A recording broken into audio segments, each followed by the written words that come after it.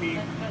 For those of you who haven't heard this, Moray eels have something very unique in the animal kingdom, which is a second set of jaws down in their throats. One of the illustrations here on the front of the tank shows that. And what makes that so unique is they're not fixed jaws like the muscles in a fish that crush the shrimp and crustaceans and things that they eat. These jaws in the moray can actually extend and retract. And they don't have a tongue, so that's how they eat, is they capture their prey with their primary set of jaws. The secondary jaws come up and grab the food and pull it down their throat. If you ever saw the movie The Alien, a science fiction creature, that's where the guy got his idea, apparently, was from the moray eel.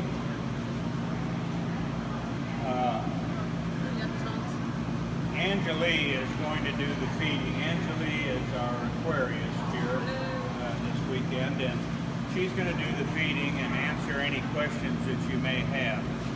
I can tell you that this guy is, he's center stage. He's one of our main attractions, and he's really a very gentle soul.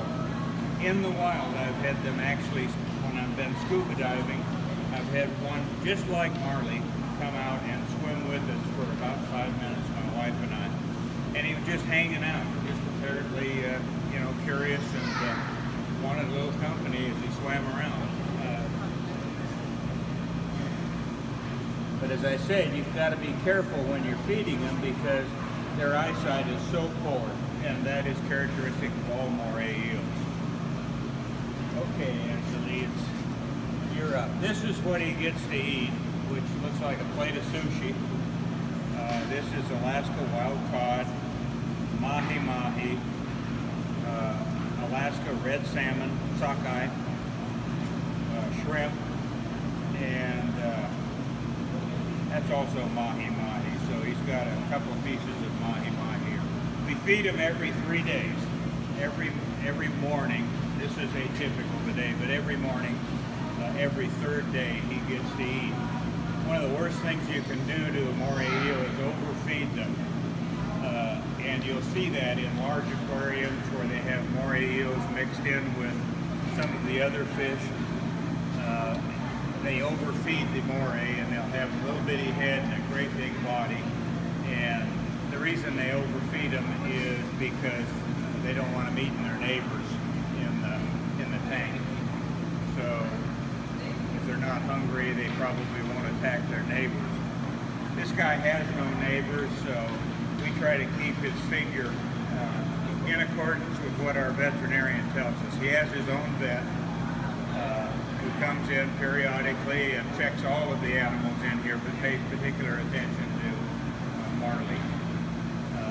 So how did he react when you moved him from that one to this one? His reaction was not good. We thought he'd be happy as a clam. We moved him from this aquarium over here. Actually, this is his third move. He came to us in an aquarium about half that size, and that aquarium over there is about half of this size. So he keeps growing. His maximum length in the wild should be around 6 feet, anywhere from 5 to 6 feet. He's about 5 feet right now. Pardon me? He's about 5 feet right now. Yeah, and he's a little over 5 feet now, so we think he's still growing.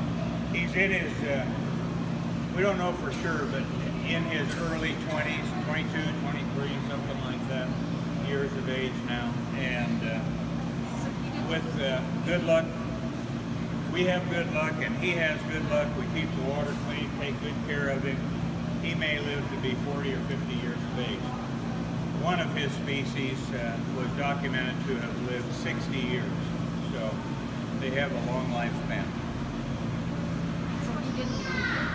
Not at first. Of course, we had a large soft net. It took about 5 of us together to scoop him up, carry him over. So that's a bit of a shock to the system. So it took him about 4 days before it was back to normal, but he started eating pretty quick. Yeah. So, and that's the sign. If a fish isn't eating, you know something's wrong, but he started eating, so we weren't too worried about it. Hey, Betty.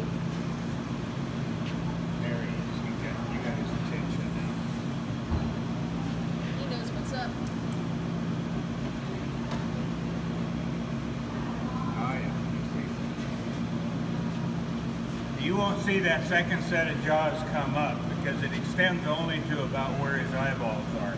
But you can see all the activity in his throat. Those pharyngeal jaws are working to pull the food down.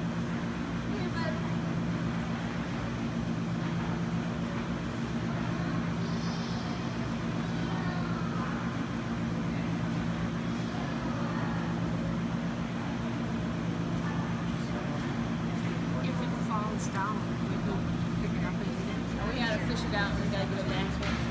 He might find it, but he's kind of prissy. He doesn't want to eat food that's touched. Oh.